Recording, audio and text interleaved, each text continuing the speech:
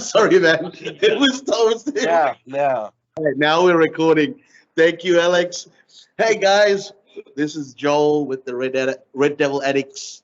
We are literally at the W Hotel where Manchester United stayed during their tour of Melbourne in July. And this is where we met Alex, Darren. We stayed here literally for the most part of that week that Manchester United landed till the day they took off to Perth to play their next round of pre-season games. So we are glad to be back here because we finally got our co-star and our co-host, Mr. Darren, back from wherever he went to, where he was having very poor connection. We got him back to Melbourne. I'm so excited. And we finally contacted Alex Tellez. We're so glad to see you, Alex. He is back.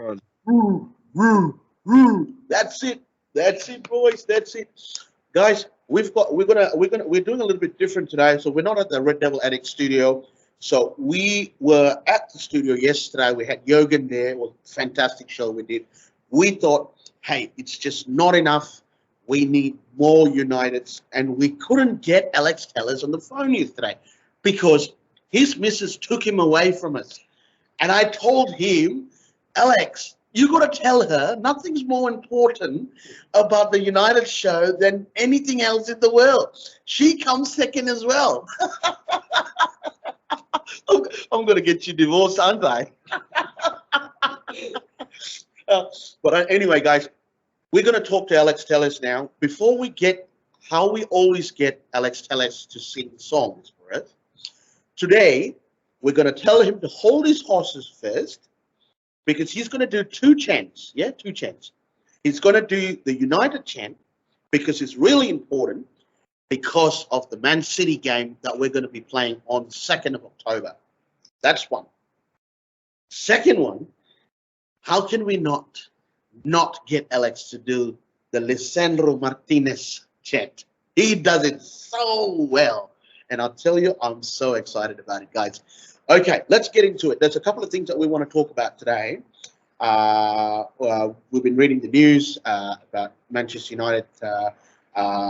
Captain Harry Maguire has been in the news. Gareth Southgate has come out and actually said that Harry Maguire is the best in the world. How can I not select him?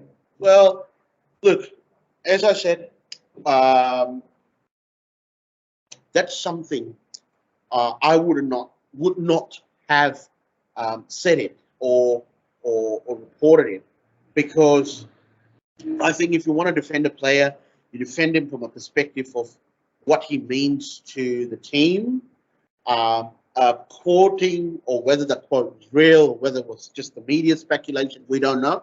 But we want to find out over time. But what was just said is pretty interesting, calling him the world's best defender.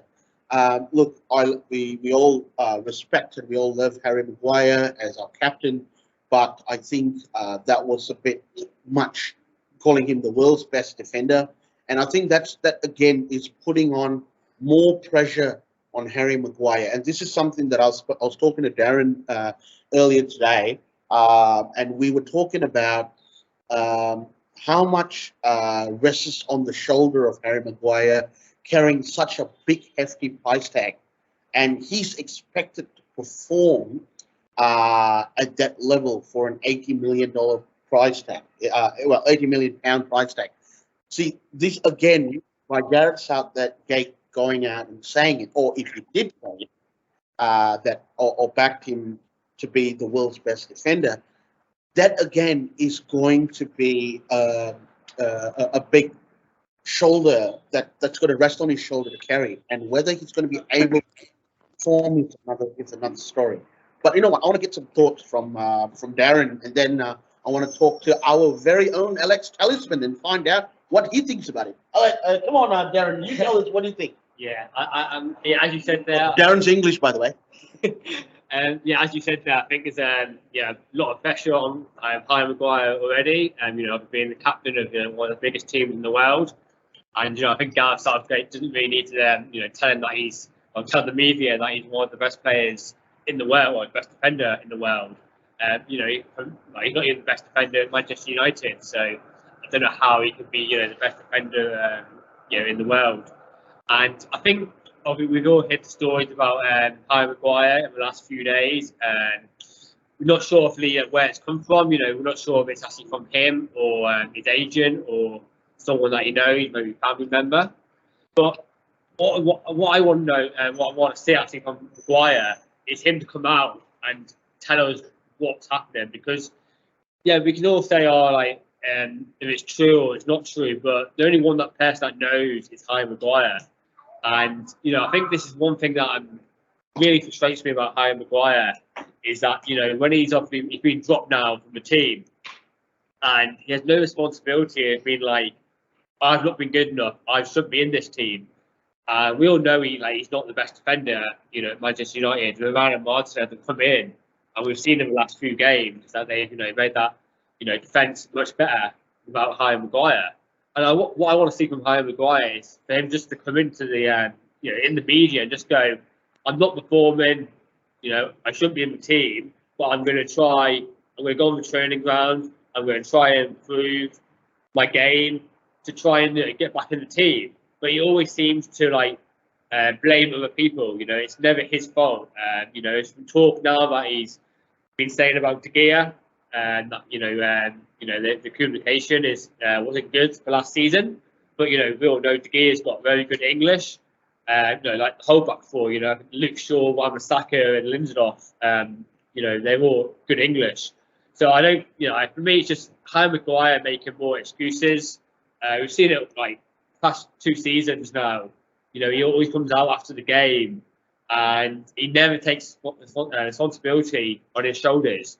And as a Manchester United captain, you need to do that. And I just think now, I think it's got to a point now where I think we've said this all along, that he's not good enough the way we want to play.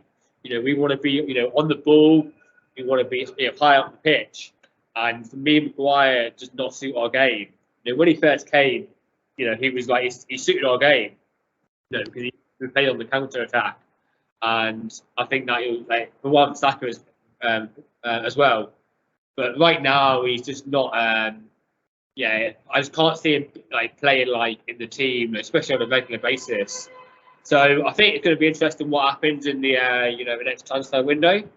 For me, I think if we get a bid for maybe 30 million, we're not going to get 80 million. That's impossible. So we're going to lose money either way. And for me, if we can get a bid of 30 million, I think we should accept it. And then maybe bring in one of the young players from the youth academy to be the third and fourth choice, behind Varane and Martinez. So that's what my opinions on that one. I think he's going to be in the England squad because I think the way England play, they play 3 at the back. It suits his game.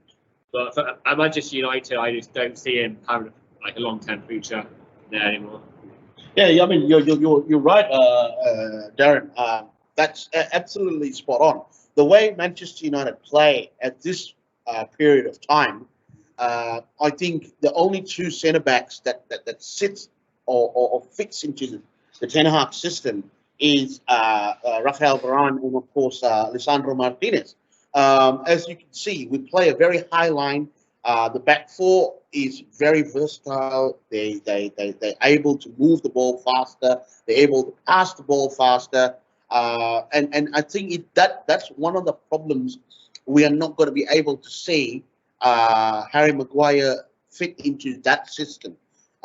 Because as you know, when we played, I think it was Real Sociedad, when we started with Harry Maguire and Victor Lindelof, we noticed that one of the things that was hampering us moving forward faster was time spent on the ball when Harry Maguire gets the ball. He tends to slow the pace of the game down, and he tries to do a little too much. And that's where our problem has been over the last couple of seasons. But I want to get your thoughts on it, Alex. You've played, well, you technically played with them anyway.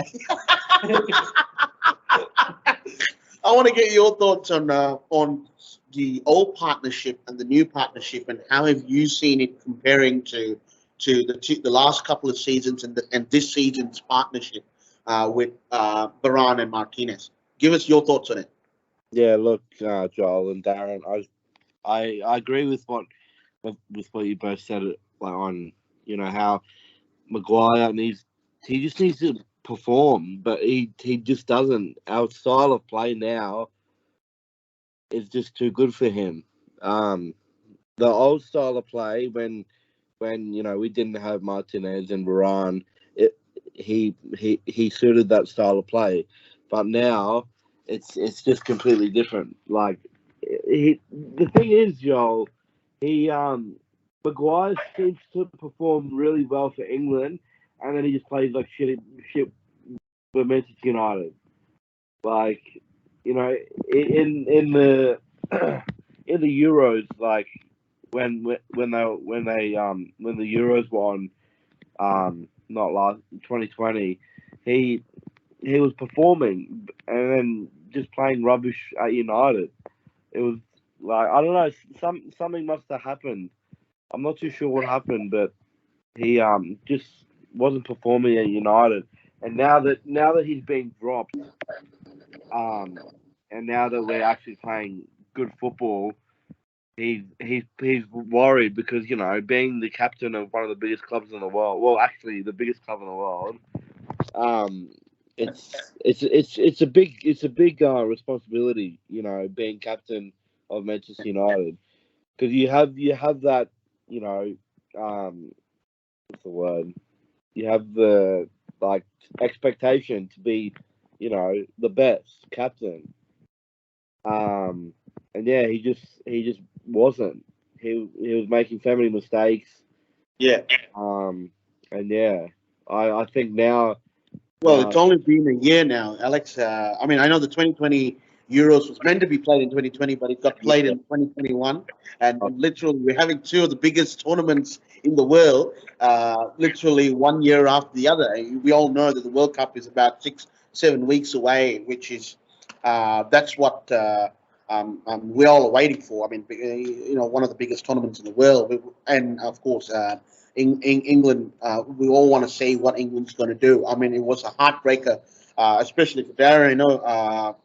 Being in the final of the Euros and losing to Italy was a real bummer. In penalties, of course, that was something that that's football. But again, this year is going to be another year of big football on the world stage, and this is where we are going to see Harry Maguire take the stage for England. But I think with the way Gareth Southgate, this is what I'm reading into it. Gareth Southgate has his favourites as well, similar to what Solskjaer did, and this is what I was talking to Darren about. One of the biggest problems the English have is they tend to give a lot of faith to their players, right? And so this is the problem. Number one, they're overpriced. Number two, nobody holds them or holds any sort of. No one takes the blame, or nobody's out there to come out and say, "Hey guys, listen, I'm sorry, I fucked up, right? It was my mistake." That's why I say, like, if you look at what David De Gea did after the Brentford game, he literally went out, and I'm not sure whether he spoke to Jeff Shreves, but he did go out there. He took the mic, and he said, "I'm very sorry. Those goals, our loss today was because of me." Now that's taking ownership, right? And I want to go back to the fact of what Darren mentioned about a lot of these rumors that are coming out in the media about how Harry Maguire feels that he was having a communication breakdown with someone like David De Gea and Rafael Varane. For crying out loud, Rafael Varane is a World Cup winner and 5-time Champions League winner, or 4-time Champions League winner. Yeah, and he's a World Cup winner.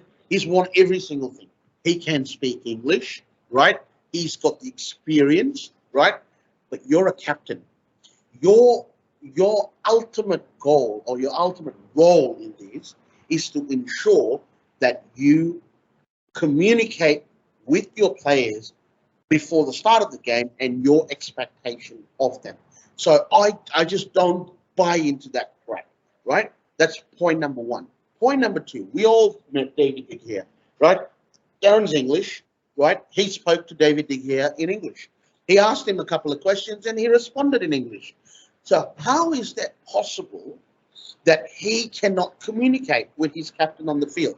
I don't buy that. And I think this is probably come out from either his agent or someone else who's put it out there, who's making excuses. This is where I am upset about. Why isn't Harry Maguire coming out and defending that? He should have rubbished that report and actually told them that this is not what I believe, this is not what I said, and this is not what I'm doing. I'm not going to let out my teammates out there.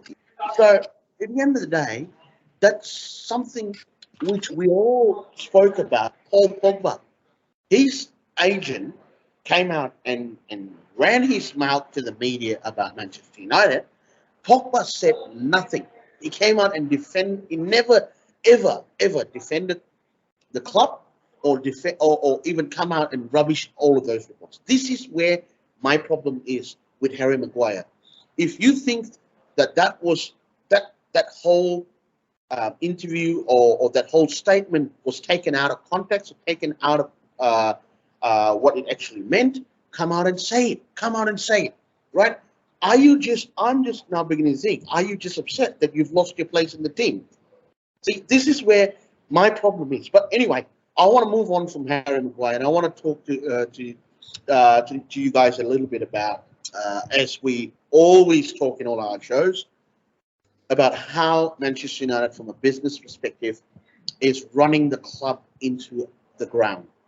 Now, it is reported today that we have amounting losses to about 116 million pounds last season, after signing Rafael Daren and of course Cristiano Ronaldo. We are now blown our wage structure by a mile. That's caused a big dent into the club's. We made a lot of revenue, but in terms of a loss perspective, we made a lot of losses, and it's going to continue to happen because of what we did this year. We did a lot of panic buys. We went out there, signed a lot of players way above market value, and we are paying them loads and loads of money. Yes, we did get Paul Pogba's wage out of the books. We did get Edison Cavani's wage out of the books, but we signed Casemiro, a Champions League winner, right? We're definitely paying him shitloads of money. We signed Anthony from Ajax, and for a record signing as well, right? And we're definitely paying all the others, and Cristiano Ronaldo is still there. So that wage structure now is going to be blown out by a mile. With what we've lost last year, if United do not win anything this year, if we don't win the Europa League and we don't qualify top 4, that loss is going to become bigger and bigger and bigger. And this is where I find the problem is going to start to unravel. I'm hoping, as what we discussed yesterday, Alex, when we were trying to call you, your missus took you away from us. We were talking about how important this season is going to be for United, and we also spoke about the ownership of Manchester United, where Sir Jim Ratcliffe and a consortium of people are looking to buy the club, at least 27% of the club. Yeah, yeah. So all of those things are in the pipeline. What we hope will sort of become into fruition in a couple of months. But I'll tell you one thing: this is where us as fans have got to start putting on and start talking about this on a regular basis and force the Glazers to sell, because more and more, if we keep quiet about it and we get everything forgotten because the signings they've made and they're starting to play good football, it's all great. Well, again and again, I'm telling you, it is paper over the cracks. But guys, you know what? The one main thing that I want to actually talk about is the upcoming game against Man City. Right? I think Darren, I'm going to let Darren give you this news. We've just had one injury, which we were talking about yesterday. We were quite concerned, but thankfully, it wasn't the player that we suspected or we were hoping is not. But again, it's still 2 games away. We don't know how that's going. I mean, in the next couple of days, hopefully there would be no injury worries. But I'm going to let Darren tell you about who got injured during the international break. Darren. So during the international break, there's always a chance of injuries. So probably our biggest worry when players are going away, often they're flying all around the country and playing I think 2, even 3 games sometimes they play. And there's always that chance that they're quite competitive games as well. It's getting closer to the World Cup now. So everyone's going to be want to play for their places for the World Cup. So they're going to obviously it's not a friendly game where they can take it a bit easy. So it's not a worry, but it's one of those you just have to get on with and just hopefully they all come back next week for the Manchester City game, all injury free. But we did get some news this morning of an injury, the second choice goalkeeper, which I guess it's not the worst injury in the world. There's me out of all the players that could have got injured. I don't wish anyone to get an injury, but out of all the players, he's probably not the one that worries us too much, because we've got Daren Flies now, who's had a good start to the season, and his first choice. So it's not a big. It's unlucky for him, because I'm not sure how long he'll be out for. Because there's a chance that he could play maybe in the Europa League or the Carling Cup in the next few weeks. So I think we'll probably get more news on that next week when we get the press conference from the manager. But apart from that, I think most teams are playing now. I think England are playing tonight or tomorrow morning over here. Italy, we're playing Italy. Italy. So I think that's in Australia. That's on a Saturday morning. We've got a few players: Maguire, Luke Shaw, and well, most importantly, Marcus is not gone, so we only got basically Maguire and Luke Shaw. So I think McTominay and Ericsson both played yesterday. No news of any injuries. Apparently, McTominay had a really good game. Got a match in a 3-0 win over Ukraine. Ericsson has scored a really good goal. I haven't seen it yet, but scored a really good goal yesterday as well. So hopefully he can save a few of those for the weekend game though. And I've not yet heard of no other injuries so far. But I think everyone's got at least one more game to play for next week. So we have to keep our fingers crossed and hope that there's no more injuries, because we want to come to that Man City game with a fully fit squad. Hopefully during this time, Marcus Rashford is on the training pitch and getting his fitness up. And Anthony Martial. I was going to say as well. Anthony Martial. He's been up for 3-4 weeks now. So hopefully he's back on the training pitch, and he'll be at least hopefully on the bench. Gives us another option. But don't get the Man City game. It's obviously still a week away, but I'm looking forward to it. More so than last season. I think last season, I wasn't really expecting us to get anything last year, but this season I've got a bit more hope. It's going to be a tough game. Haaland, De Bruyne, Foden. You could go on all day. They've got a great team. We hate Man City. I hate Man City, but we have to be honest. They are the best team in the league at the moment currently, and defending champions as well. But on our day, we've shown already this season. We've beaten Liverpool, beaten Arsenal, and if we can play like that against Man City, we've got a chance. Getting a draw or maybe even a win. I think we're against Man City. We're gonna play on the counter attack quite a lot, but if we play Sancho, Rashford, Martial, Elanga, 3 of those 4 will play. I think that's could be our best chance. But it's worked in the past when we had Solskjaer. You know, we had a good couple of wins during his period. So they are not beatable. You know, they are beatable. It just we need to make sure we, you know, come back with no injuries. Yep. Have our like strong squad, and then you know who knows, you know what can happen on any given day. You know we can beat anyone. I think. That's right. That's right. I've trusted the manager that he'll get his tactics right. Yep. Hopefully Haaland or De Bruyne get an injury. We need We'll Martinez. tell us to do that for us. Yeah. We need Martinez to take him out. Yeah. Martinez to take him out. It'll be interesting to see him and Martinez Yeah. playing against each other. But yeah, we know Martinez. He doesn't mind. He's small. He'll go up against anyone. Yeah. You know, he's a warrior. That's Yeah. it. Anyway, so looking forward to that next week. Yep. And hopefully we can get a good result. Yep. And guys, don't forget, we are going to go live that way. We're definitely going to bring you the team news. My only worry is that one of my favorite players.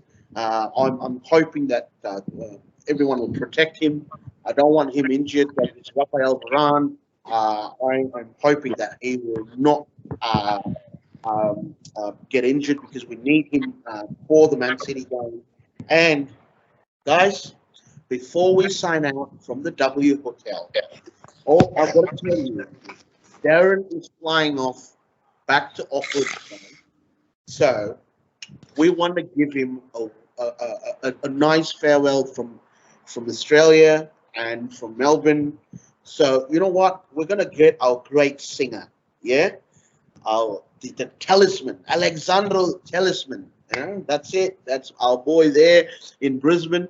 We are going to do the Man City chant, well, the United chant for the Man City game. And then, as we spoke about that warrior, and we going out with that warrior, Mr. What's his name? Martinez. And I'm telling you, nobody does the chant better than our very own Alex Telles. All right? So we're going to sing this now. All right? You ready, Alex? Yeah. We're doing the United one first, all right? So let's go. 1, 2, 3. UNITED United are the team for me with a knick-knack. And Give it on the bone. Why Why don't don't City fuck off? let's sign off with Lisandro Martinez, and we're gonna leave this solely to you, Alex. Come on, this is your song, man. This is your song. Come on, 1, 2, 3. Lino's fucking magic. He wears a magic hat, and when he saw Trafford, he said, "I fancy that." He nearly signed for Arsenal, but snubbed him because they're shy. He signed for Man United because they're fucking dynamite. Yeah! Guys, thank you so much for watching. Me and Darren are literally shivering our asses out here. It's so cold. We're just wearing the United jersey on top. But as you can see at the back there, that's the walkway that all the players came down. You can see that. I tell you, it was magnificent in July. We came back here, not well, I won't say for the last time, but just before Darren go back to New Zealand. It'll carry big memories for him, and we forge great friendships. And that's why, that's the power of the Red Devil Addicts channel on YouTube. So don't forget, subscribe to our channel on YouTube and follow us on Instagram. That is the Red Devil Addicts. Alex, tell us, thank you very much, bro. We are so always glad to see you and have you on the show. We will see you next week. Make sure this time, tell the missus, sorry I can't go out with you. I've got to do the show now. I'll definitely be on the show. And say, Joel told you so. I'll make time. Yeah, if she has a problem, speak to me, and we'll get Darren to come up as well. We'll sort that. Bye, guys. Say, Darren, let's say bye to Darren today. Bye. See ya. Bye, Darren. Ta-ta.